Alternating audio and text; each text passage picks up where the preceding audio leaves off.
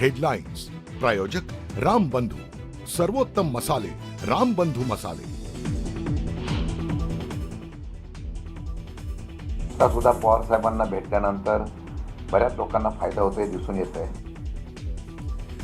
शरद पवारांसोबत काम केलेल्यांना सत्ता मिळते, शशिकांत शिंदेंचं मोठं वक्तव्य।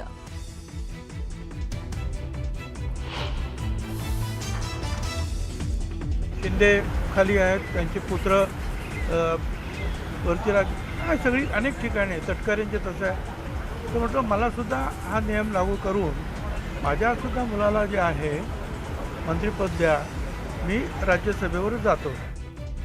इतरांची मुलं बाळं कशी राज्यसभा आणि विधानसभेवर जातात, तसा न्याय मलाही मिळावा, मंत्री छगन भुजबळांनी व्यक्त केली खदखद।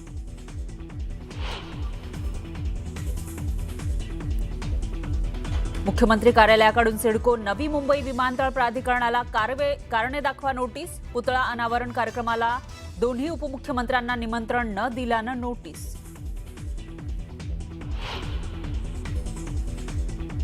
उद्धव ठाकरे आणि रश्मी ठाकरे शिवतीर्थवर दाखल, शर्मिला ठाकरेंचा वाढदिवस असल्यानं घेतली सदिच्छा भेट।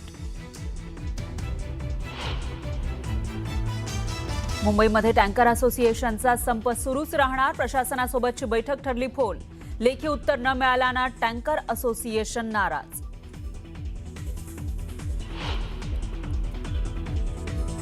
मुंबईतल्या दादरमध्ये भरधाव, बेस्टची कार आणि बाईकला धडक, अपघातामध्ये एकाचा मृत्यू तर तिघे जखमी, अपघातानंतर बेस्टची तातडीनं बैठक। हाऊस पार्टी प्रकरणी पुणे पोलिसांची कारवाई, तुळापूरमधून पार्टीज हल्ला बंगला केला सील, तर 78 जणांवर गुन्हा दाखल। आणि पश्चिम बंगालमध्ये ममता बॅनर्जींना आणखी एक मोठा धक्का, भ्रष्टाचाराचा आरोप करत सुखेंदू शेखर राय यांची टीएमसीला सोडचिठ्ठी।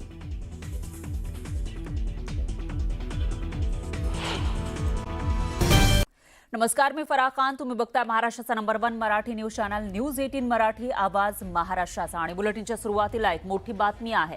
आपल्या सगळ्यांना माहिती असेल, अमेरिका आणि इराण यांच्यामध्ये शस्त्रसंधी झाली होती, पण त्यानंतर पुन्हा एकदा तणाव वाढलेला आहे। इराणने इस्रायलवर अनेक क्षेपणास्त्र डागली आहेत। इराणने इस्रायलच्या हायफा आणि इतर भागांवर हल्ले केलेले आहेत आणि या क्षेपणास्त्र हल्ल्यानंतर इस्रायलच्या अनेक शहरांमध्ये सायरन वाजले आणि इस्रायल संरक्षण दलाला पूर्णपणे सक्रिय करण्यात आलं। या हल्ल्यामध्ये आतापर्यंत कोणतीही जीवितहानी किंवा नुकसान झाल्याचं वृत्त नाहीये।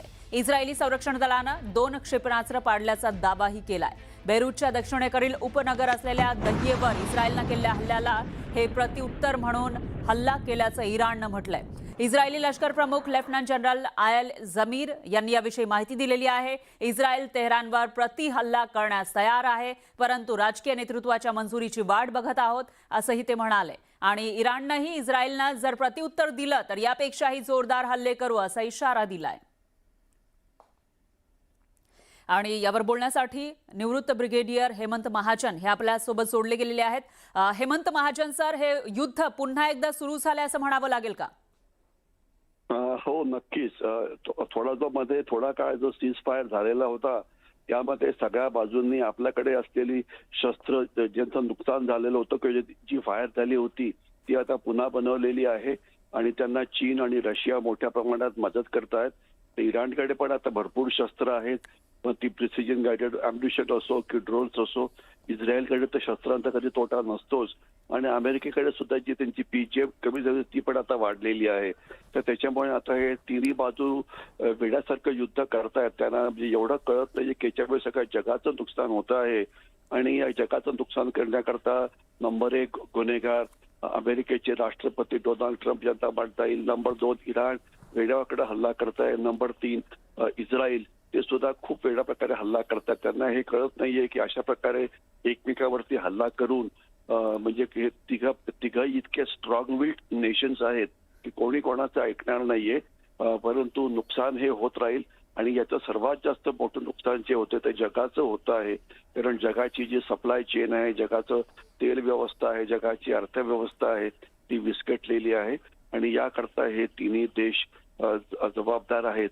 याच्याविषयी कोणाच्या मनामध्ये काही शंका नको. पण महाजन सर, एक प्रश्न उपस्थित होतोय की या ठिकाणी सीज फायरची घोषणा करण्यात आलेली होती आणि वारंवार डोनाल्ड ट्रम्प म्हणत होते की सगळं काही अंडर कंट्रोल आहे, मात्र तरी सुद्धा हे हल्ले होत आहेत आणि जगाला मग त्याचे परिणाम भोगावे लागतायत. मग याच्यामध्ये आता आंतरराष्ट्रीय संघटना काही भूमिका घेत नाहीयेत का, किंवा कोणीही यामध्ये काही भूमिका घेण्यासाठी तयार नाहीये का? असं हे डोनाल्ड ट्रम्प काय म्हणतात ते त्यांनाच माहिती नसतं. ते स्वतः जे म्हणतात ते दुसऱ्या दिवशी त्याच्या विरुद्ध काहीतरी बोललं जातं आणि ते जे बोलतात त्यांच्या विरुद्ध जे त्यांचं लष्कर असतं किंवा त्यांचे फॉरेन सेक्रेटरी असतात किंवा डिफेन्स सेक्रेटरी आहेत, हे काहीतरी त्याच्या विरुद्ध उलट बोलत असतात. तर त्याच्यामुळे त्यांच्या विधानाला मी फारसं महत्व देणार नाही. परंतु असं वाटत होतं की सीज फायर एखाद्या वेळेला पुढे जाऊ शकेल. परंतु सीज फायर मधल्या ज्या मागण्या होत्या, जे इराणला पाहिजे होतं ते अमेरिका करायला तयार नाहीये. जे अमेरिकेला पाहिजे होतं ते त्याला इराण तयार नाही. जसं अमेरिकेची इच्छा आहे की त्यांनी न्यूक्लिअर बॉम्ब बनवू नये, ते तर त्याला ऐकत नाहीयेत. इराणची इच्छा आहे की त्यांनी त्यांचे सगळे पैसे परत करावे, हल्ले करू नये, त्याकरता अमेरिका तयार नाहीये. तर त्याच्यामुळे सीज फायर जरी दावापुरतं झालं तरी ज्याच्यामुळे ते पुढे गेलं असतं त्या घटना ते कारवाई करण्याकरता दोन्ही बाजू या तयार नव्हत्या. तर त्याच्यामुळे अमेरिकेला हे युद्ध थांबवण्यामध्ये पूर्णपणे अपयश आलेलं आहे आणि इराण सुद्धा हे युद्ध थांबवू देत नाहीये, याच्याविषयी काही डाऊट नाहीये. अर्थातच याच्यामुळे हे सगळं जे आहे हे युद्ध हे जगाकरता अतिशय वाईट आहे आणि खास तर भारताकरता सुद्धा. कारण आता जरी आपल्याला व्हेनेझुएला किंवा इतर देशांकडे भरपूर तेल मिळतं आहे, तरी जे आपल्याला सर्वात स्वस्त तेल जे मिळायचं त्या अर्थातच आपल्याला होर्मुझ मधून मिळतं आहे. कारण होर्मुझ आपल्यापासून फक्त 400 नॉटिकल माईल इतकं जवळ आहे. तर त्याच्यामुळे हे युद्ध भारताकरता पण वाईट आहे. बरोबर आहे महाजन सर. एकूणच सामान्य माणसाला याची किंमत चुकवावी लागते. तुमच्याकडे मी पुन्हा येणार आहे, कारण याच विषयीची आणखी एक ब्रेकिंग न्यूज आपल्याकडे आहे. ती म्हणजे ओमान किनारपट्टीजवळ जहाजावर हल्ला करण्यात आलाय.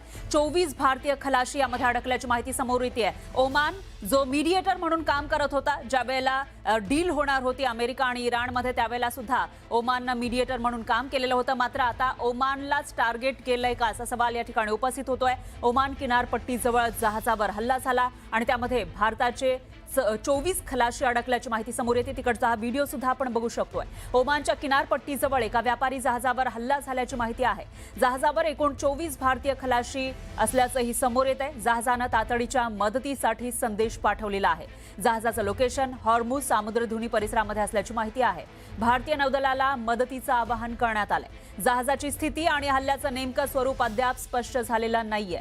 भारतीय खलाशांच्या सुरक्षिततेबाबत चिंता व्यक्त केली जाते आणि बचाव कार्यासाठी हालचाली सुरू आहेत. अधिकृत तपशील आणि पुढील माहितीची अजूनही प्रतीक्षा आहे आणि त्याचा व्हिडिओ आपण बघू शकतोय. ज्या ठिकाणी हा जहाजावर हल्ला झालेला आहे त्या ठिकाणी कशा पद्धतीनं खलाशी अडकलेला आहे त्याचा अंदाज आपल्याला येऊ शकेल. सगळीकडे समुद्र दिसतोय.